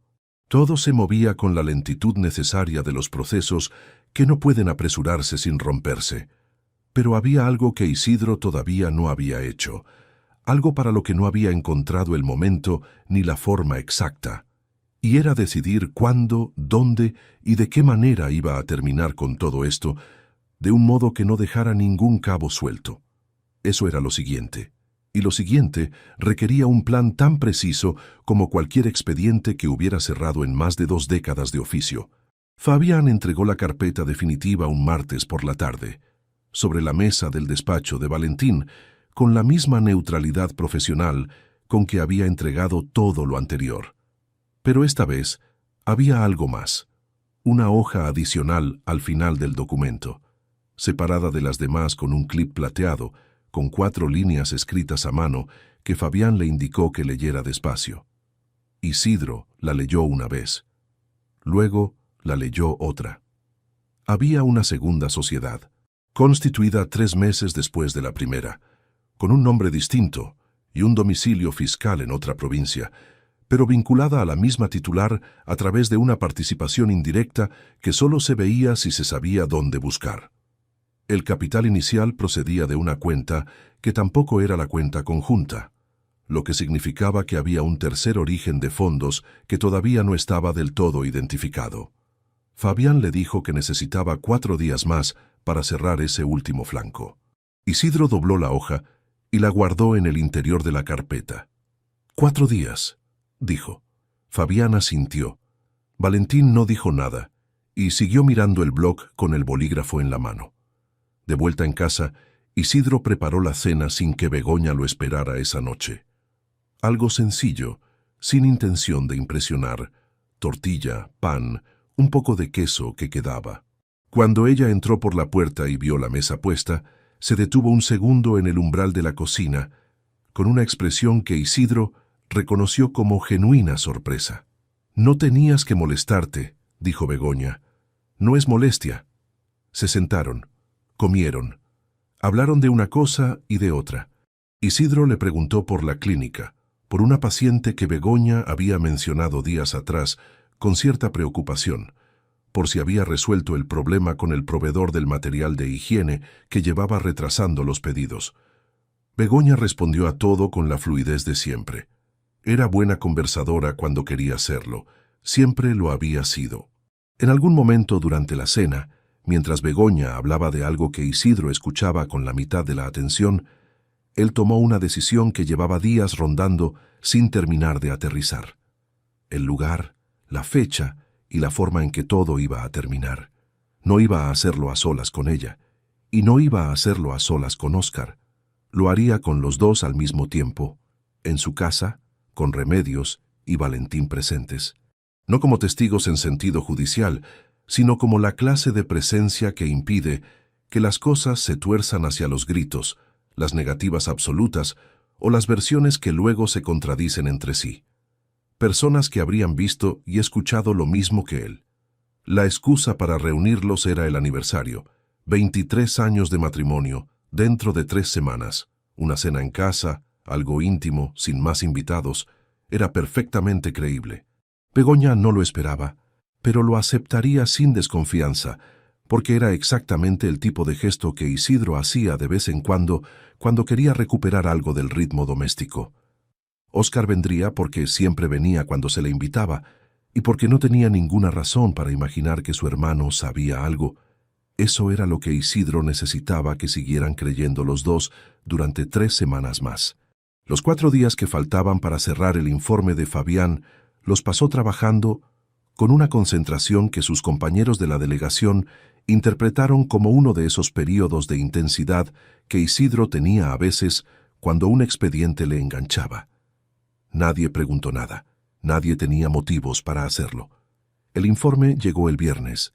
La segunda sociedad tenía 3 activos: el apartamento de Las Delicias, un local comercial en el extrarradio cuyo contrato de arrendamiento empezaba en unos meses, y una cuenta en una entidad diferente con un saldo que Fabián había podido verificar a través de documentación cruzada. La suma total de lo gestionado fuera del conocimiento de Isidro, entre las 2 sociedades y los desvíos de la cuenta conjunta, ascendía a 46.300 euros. En 22 meses. Isidro lo anotó en la libreta con la misma letra compacta de siempre. Lo cerró, lo guardó. Valentín protocoló el inicio del procedimiento de divorcio contencioso esa misma tarde, bajo instrucción expresa de Isidro de no notificarlo todavía. El documento quedaba preparado para ser presentado en el momento que Isidro indicara. El argumento de dilapidación de fondos comunes estaba fundamentado con toda la documentación que Fabián había recopilado y con los extractos que el propio Isidro había identificado y ordenado. Valentín le dijo que era uno de los expedientes más ordenados que había recibido de un cliente particular en mucho tiempo. Isidro le respondió que era lo que tenía ser inspector. La semana siguiente transcurrió con una calma que a Isidro le resultó extrañamente llevadera.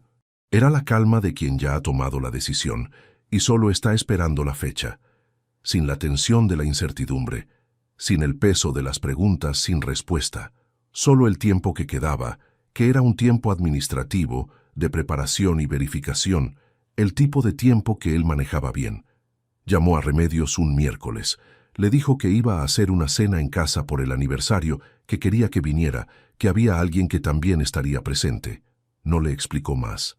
Remedios preguntó si estaba bien. Isidro dijo que iba a estarlo. Ella aceptó sin más preguntas, como siempre. Llamó a Valentín el jueves para confirmar que vendría. El abogado tardó un momento antes de responder.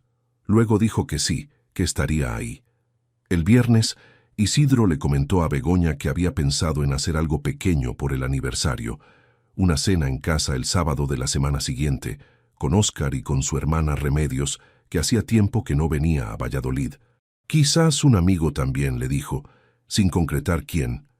Begoña levantó la vista del libro que estaba leyendo y le miró un segundo con una expresión que Isidro no pudo descifrar del todo. Luego dijo que le parecía bien, que ya era hora de que Remedios viniera a comer. Isidro asintió y fue a la cocina a por agua. El sábado de la semana siguiente llegó con ese tipo de luz fría de invierno que entra horizontal por las ventanas y alarga las sombras de los muebles. Isidro se levantó a las 7. Begoña dormía todavía. Él se duchó, se vistió, bajó a por el pan, volvió y preparó el desayuno con una meticulosidad que no era habitual en él los fines de semana. Pasó la mañana en el despacho.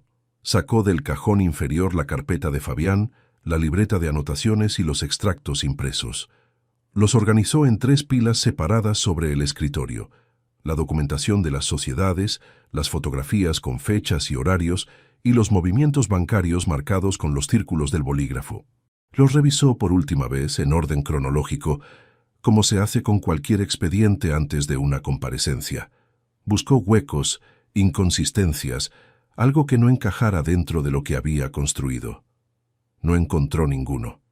Metió todo en una carpeta gris de 2 anillas, la misma clase que usaba en el trabajo. Copias para Valentín, originales en el interior, el pendrive de Fabián sujeto con una goma en la solapa interior. La cerró. La dejó sobre el escritorio. Al lado, apoyado contra el lateral del monitor, estaba el sobre, el mismo sobre del membrete institucional, con la resolución de traslado dentro, todavía cerrado, con el mismo pliegue del día en que lo había sacado del buzón. Lo miró un momento. No lo tocó. Begoña cocinó parte de la cena. Isidro puso la mesa con la vajilla de las ocasiones, la que normalmente no salía del armario alto del comedor. Begoña le preguntó si no era demasiado para una cena pequeña. Isidro dijo que era un aniversario, que tenía sentido hacerlo bien. Ella no insistió. Remedios llegó la primera, a las 8:45, con una tarta de la pastelería de la estación, porque según ella no podía llegar a ningún sitio con las manos vacías. Abrazó a Isidro en la puerta con esa firmeza suya de hermana mayor que no pregunta pero que ve. Le miró a los ojos un segundo más de lo habitual. Isidro sostuvo la mirada y asintió ligeramente, una sola vez. Remedios entró sin decir nada. Valentín llegó a las 8:05 con una botella de vino y esa compostura profesional suya que en otras circunstancias Isidro habría encontrado excesiva, pero que esa noche le resultó exactamente lo que necesitaba. Saludó a Begoña con la cordialidad de quien la conoce desde hace años, porque la conocía, y fue hacia la sala sin que nada en su actitud revelara para qué estaba realmente ahí. Óscar llegó a las 8:20, el último con una botella de Ribera del Duero de reserva bajo el brazo, y la cazadora de los días sin obra, la gris oscura sin manchas, la que se ponía cuando quería parecer que se había esforzado en el aspecto. Abrazó a Isidro en la puerta con las 2 palmadas en la espalda del ritual de siempre. «Feliz aniversario, hermano», dijo. Isidro le recibió con una sonrisa que no le costó nada producir, porque llevaba semanas ensayando exactamente ese músculo. «Pasa, pasa, que ya faltabas tú». Óscar entró. Saludó a Remedios con el abrazo de los domingos de infancia. Saludó a Valentín con el apretón de manos de quien le conoce, pero no le trata con frecuencia.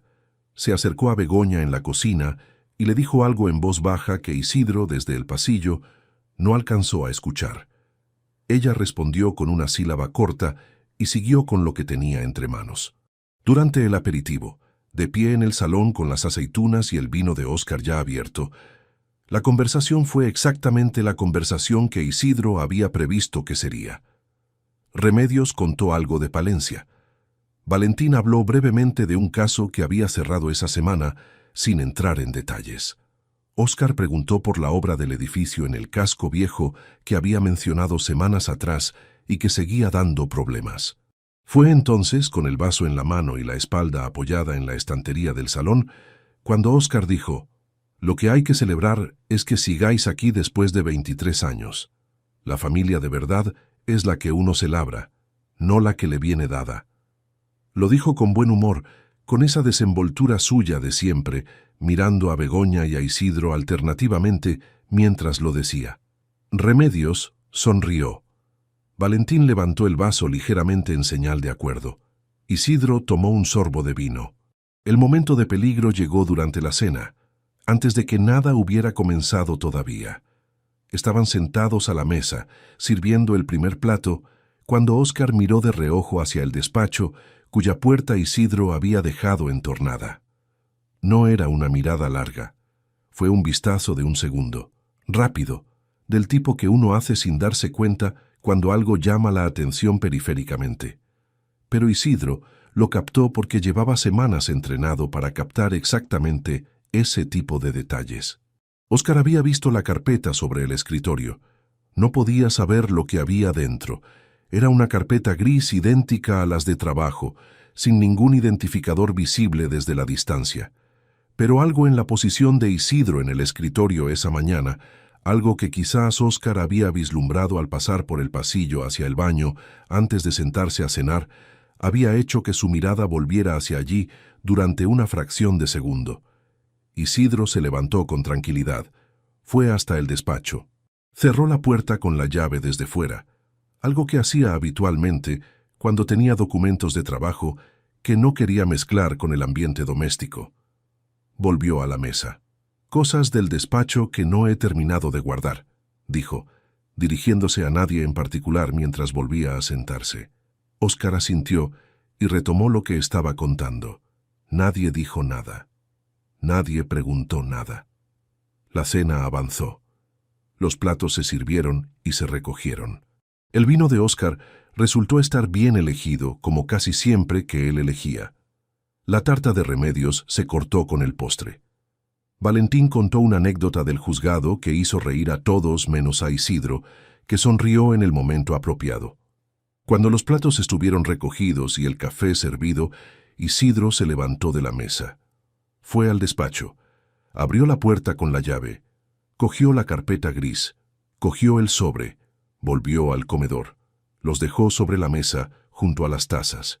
Nadie habló durante un segundo. Begoña miró la carpeta. Luego miró a Isidro. Óscar miró la carpeta. Luego miró a Begoña. Remedios tenía las manos alrededor de la taza y miraba a su hermano con una expresión que no era sorpresa. Isidro se sentó. Apoyó las manos sobre la carpeta sin abrirla todavía y dijo con la voz tranquila y sin temperatura de quien lleva décadas abriendo expedientes ante personas que saben que ha llegado el momento. Quiero que veáis algo. Nadie tocó las tazas de café. Isidro abrió la carpeta con la misma calma con que habría abierto cualquier expediente sobre su mesa de la delegación. Sin prisa, sin gesticulación, sin ningún cambio en la temperatura de la voz. Sacó la primera hoja y la colocó frente a Begoña. Luego, sacó una copia idéntica y la dejó frente a Óscar. Valentín tenía la suya ya en la mano, que había sacado del interior de su chaqueta en el momento en que Isidro se había levantado a buscar la carpeta. Era el resumen de movimientos de la cuenta conjunta. 22 meses de transferencias periódicas hacia la cuenta de destino, marcadas con círculos de bolígrafo, con la suma total en la última línea, 7.840 euros. Begoña miró el papel. No dijo nada todavía. Isidro colocó la segunda hoja. La ficha mercantil de la primera sociedad limitada, con el nombre de Begoña Salcedo Prada en el campo de titular, la fecha de constitución, el domicilio fiscal y la descripción del activo principal, el apartamento de las Delicias. Fue entonces cuando Begoña habló. Lo hizo con una voz que Isidro no había escuchado nunca antes, ni más alta ni más baja que lo habitual, pero con algo distinto en la articulación, como si cada palabra estuviera siendo calculada en tiempo real mientras salía. «Eso tiene una explicación», dijo. Isidro asintió. «La escucho». Silencio. No era el silencio de quien está buscando las palabras, era el silencio de quien acaba de entender que las palabras que tenía preparadas no alcanzan a cubrir lo que hay sobre la mesa. Isidro colocó la tercera hoja sin esperar. La ficha de la segunda sociedad, vinculada a la primera a través de la participación indirecta que Fabián había tardado 4 días en rastrear. El local comercial. La cuenta en la entidad diferente. El saldo verificado. Óscar llevaba desde el principio mirando el papel frente a él sin hablar. Tenía las manos sobre la mesa, planas, quietas, con esa inmovilidad de quien ha dejado de calcular y está simplemente esperando que algo le diga qué hacer. Isidro le miró directamente por primera vez desde que se había sentado. Su hermano sostuvo la mirada durante 2 segundos. Luego bajó los ojos. Fue Óscar el que habló antes de que Isidro terminara de colocar el siguiente documento. Isidro. Solo eso. Solo su nombre, con una voz que era la mitad del volumen habitual, como si hubiera gastado el resto en otra parte. Isidro no respondió. Sacó las fotografías. Las 8, en orden cronológico, con fecha y hora en el margen inferior. Las distribuyó sobre la mesa con la precisión de quien lleva semanas imaginando ese movimiento exacto. La terraza de bar. El aparcamiento del centro comercial. La entrada del edificio de las Delicias. Los 8 encuentros en 16 días documentados por Fabián Logroño Torres, con nombre, apellidos y número de colegiado de investigador privado en el pie de la última hoja. Begoña apartó la vista de las fotografías. La dirigió hacia la ventana del comedor, como si el exterior de esa noche de invierno le ofreciera algo a lo que aferrarse. Tenía las manos cruzadas sobre el regazo, fuera de la vista de la mesa. Remedios, sentada en el otro extremo, no había dicho nada desde el principio. Tenía la taza de café entre las manos, ya fría, y miraba a su hermano con una expresión que no era sorpresa ni juicio. Era reconocimiento. La cara de quien ha estado esperando que alguien más también viera lo que ella llevaba tiempo intuyendo desde lejos. Valentín tenía el bolígrafo sobre el bloc. Tampoco había intervenido. Su presencia era exactamente lo que Isidro había necesitado. La de alguien con autoridad profesional que no hace falta que hable para que todos en la sala sepan lo que representa. Fue en ese momento, cuando Isidro iba a sacar el pendrive con las imágenes adicionales de Fabián, cuando ocurrió lo que no había previsto con exactitud, aunque sí con aproximación. Óscar se inclinó hacia adelante, apoyó los codos en la mesa y se llevó las manos a la cara. No lloró, al menos no con sonido. Se quedó así, con la cara cubierta, durante varios segundos que se hicieron muy largos en el comedor. Cuando volvió a bajar las manos, tenía los ojos enrojecidos y una expresión que Isidro nunca le había visto, la de alguien que ya no tiene ningún argumento disponible y lo sabe. No era la intención que esto llegara a... Empezó. «No me digas cuál era la intención», dijo Isidro. Tranquilo, sin dureza innecesaria, pero sin espacio para ninguna dirección alternativa. «Dime cuándo empezó». Silencio largo. «Hace 2 años», dijo Óscar, con la voz baja mirando la mesa. «Un poco más». 2 años. 22 meses de extractos. Los números cuadraban. Siempre cuadraban cuando alguien decía la verdad por primera vez. Fue aquí donde Isidro paró, apoyó las manos sobre la mesa despacio y bajó la cabeza durante 10 segundos sin decir nada. No fue un gesto dramático. Fue algo más parecido al peso de un reconocimiento que había estado sosteniendo durante semanas y que en ese momento, por primera vez, podía depositarse en algún sitio fuera del cuerpo. La habitación estaba en silencio. El único sonido era la calefacción del edificio. Ese rumor sordo de las tuberías en invierno que normalmente no se escucha porque hay demasiadas otras cosas. Luego levantó la cabeza y continuó. Sacó el pendrive. Lo conectó al portátil que había colocado en el extremo de la mesa antes de que llegara nadie. Giró la pantalla. Las imágenes de Fabián, en secuencia, con los metadatos de fecha y ubicación visibles. Begoña no las miró. Óscar las miró una vez y desvió la vista. Isidro cerró el portátil. «Hay 3 cosas que quiero que sepáis antes de que nadie diga nada más». Los miró a los dos. Primero a Begoña, que seguía con los ojos hacia la ventana. Luego a Óscar, que tenía la mirada en algún punto indeterminado de la tabla de la mesa. La primera, sacó una hoja del lateral de la carpeta y la dejó frente a Begoña. Era el encabezado del procedimiento de divorcio contencioso que Valentín había preparado. Valentín presentará esto la semana que viene. El argumento de dilapidación de fondos comunes está documentado con todo lo que habéis visto encima de esta mesa. No es un procedimiento que vaya a ser rápido, pero es un procedimiento que ya está en marcha y que no voy a retirar. Begoña bajó la vista hacia el papel. Lo leyó. No dijo nada. La segunda, sacó otra hoja, esta dirigida a Óscar. Era una carta formal redactada con la precisión de un documento mercantil, con membrete de Valentín, comunicando la retirada de Isidro Cabrera Montoya como fiador y avalista de la empresa Reformas Cabrera Montoya S.L., con efecto en 30 días naturales desde la fecha de recepción. Tienes 1 mes para sustituir el aval, ni 1 día más. Valentín ha verificado que el procedimiento es legal y que puedes encontrar alternativas si lo gestionas con tiempo. El mes empieza cuando firmes el acuse de recibo de esa carta que te llevas hoy. Óscar cogió el papel. Lo miró durante un momento. Sus manos no estaban quietas. Isidro continuó. La tercera. Hizo una pausa breve. Hay algo en esta carpeta que habéis visto y que todavía no he explicado. Quiero explicarlo ahora. Sacó las 4 hojas de los extractos con los círculos del bolígrafo y las colocó en el centro de la mesa, entre los dos. El casaco gris que Begoña dijo haber devuelto a tu piso, le dijo a Óscar sin mirarlo todavía, dirigiéndose a la hoja. Estaba sobre la silla de tu salón el día que fui a tu casa, el mismo que llevaba meses sin aparecer en tu percha del recibidor porque nunca salió de allí. Begoña no lo devolvió. Ese detalle solo importa porque confirma cuánto tiempo llevaba este acceso normalizado entre los dos. Óscar no replicó. La llave de reserva de tu piso, continuó Isidro, la que guardaba en el cajón del pasillo desde 2009. Desapareció hace aproximadamente 1 año. Remedios, ¿recuerdas que me comentaste algo hace unos meses? Remedios dejó la taza sobre la mesa. Habló por primera vez desde que había empezado todo.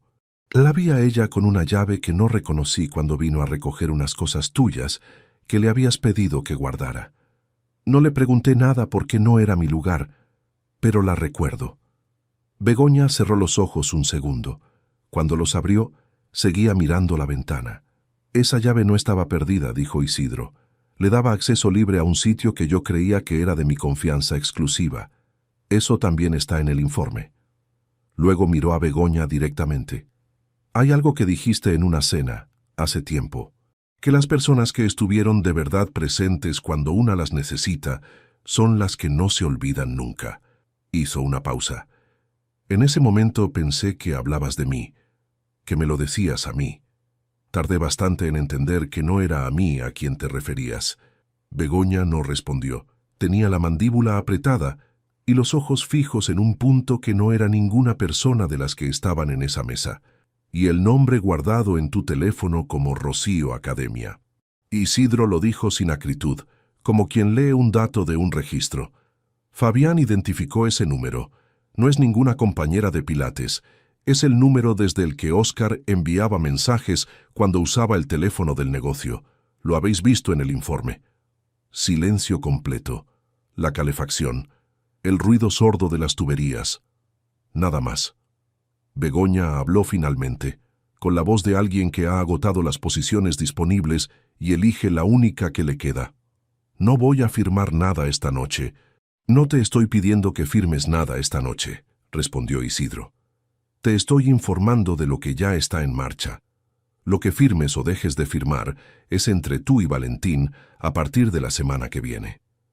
Valentina sintió una sola vez desde su lado de la mesa. Óscar tenía todavía la carta de la retirada del aval en la mano. La dejó sobre la mesa con cuidado, como si fuera un objeto que pudiera romperse si no se trataba bien.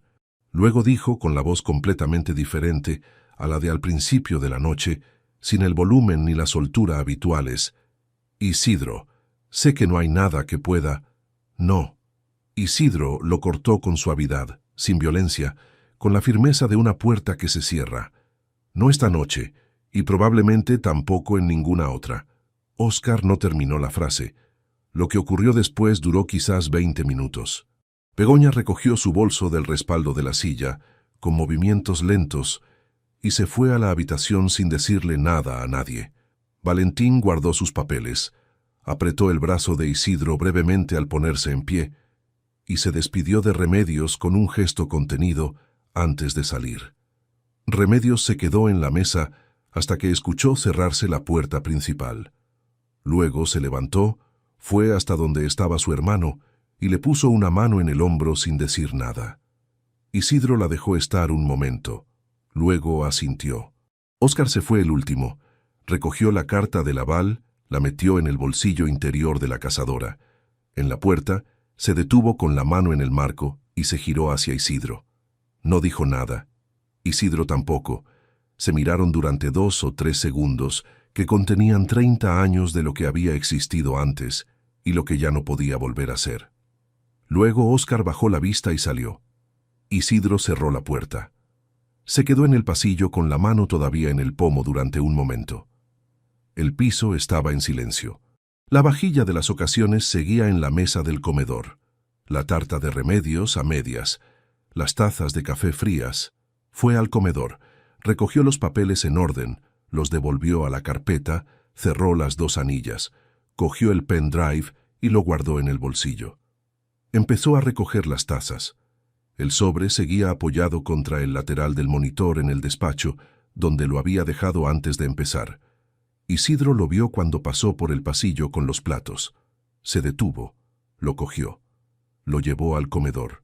Lo dejó sobre la mesa despejada en el centro, donde hacía un rato habían estado los documentos. Durante un momento lo miró. Ese sobre que había llevado en el banco del copiloto de su coche una tarde de jueves, con la intención de que fuera la mejor noticia que Óscar escucharía en mucho tiempo. La resolución de traslado a Madrid. La plaza que él mismo le había animado a intentar 4 años atrás en un bar, con una cerveza, y esa directness suya que ahora Isidro no sabía cómo ubicar en ningún lugar que tuviera sentido. Lo había guardado sin abrirlo. Lo había llevado a la mesa esa noche junto a la carpeta, apoyado contra el monitor del despacho, sin que nadie preguntara qué era. Y al final de la noche, cuando todos se habían ido, seguía cerrado. Isidro lo cogió, lo giró entre las manos una vez y lo dejó de nuevo sobre la mesa. No lo iba a abrir. No aquí, no esta noche, no en este comedor con la vajilla recogida y el olor a cena que todavía flotaba entre las sillas. Esa carta había dejado de ser una noticia que compartir en el momento en que quien debería haberla escuchado primero demostró que llevaba años siendo una persona completamente distinta de quien Isidro creía conocer. El traslado a Madrid seguía en pie. La plaza era suya si la quería, y la quería, pero por razones diferentes ahora, razones más simples y más honestas que antes, porque era un trabajo que había ganado, porque era el paso que seguía, porque la vida que iba a tener a partir de esa noche iba a ser construida sobre lo que él mismo eligiera y no sobre lo que le habían dejado creer que era. 7 días después, desde el teléfono personal, Isidro envió un mensaje a Óscar, sin encabezado, sin su nombre al final. 4 líneas. El plazo para sustituir el aval vence el día indicado en la carta. No habrá prórroga. Valentín puede orientarte sobre los pasos si lo necesitas. No me busques para ninguna otra conversación. No hubo respuesta esa noche, ni al día siguiente. Al tercer día llegó un mensaje de una sola línea que decía que lo había entendido. Isidro lo leyó, cerró la conversación y no volvió a abrirla. Con Begoña el proceso fue largo y técnico, como son los procesos largos y técnicos. Reuniones con abogados, documentos cruzados, plazos que se cumplían y plazos que se negociaban. Valentín manejó cada etapa con la solidez de quien conoce el terreno y sabe que la documentación que tiene es suficiente. El argumento de dilapidación prosperó en los términos que había anticipado. No fue una victoria limpia porque estas cosas no existen. Fue un resultado proporcional al daño demostrado, y eso era lo único que Isidro había pedido. Remedios llamó 3 semanas después. Le preguntó cómo estaba.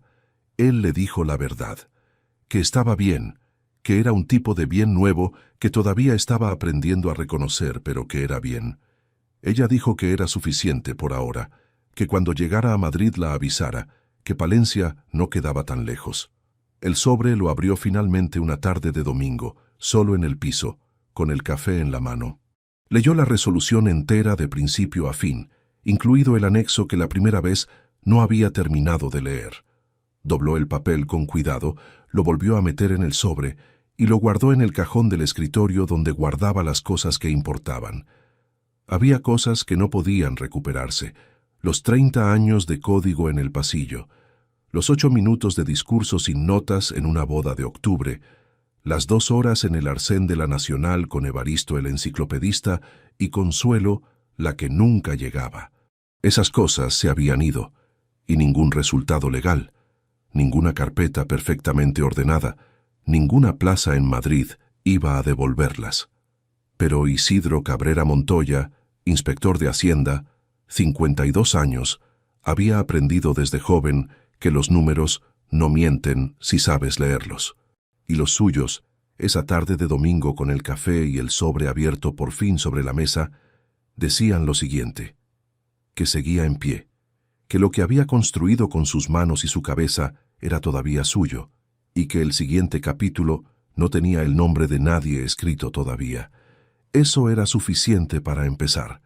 Si te gustó esta historia, dale like al video, suscríbete al canal y comparte tus impresiones en los comentarios. Para escuchar la próxima historia, haz clic en la caja de la izquierda. Gracias por vernos.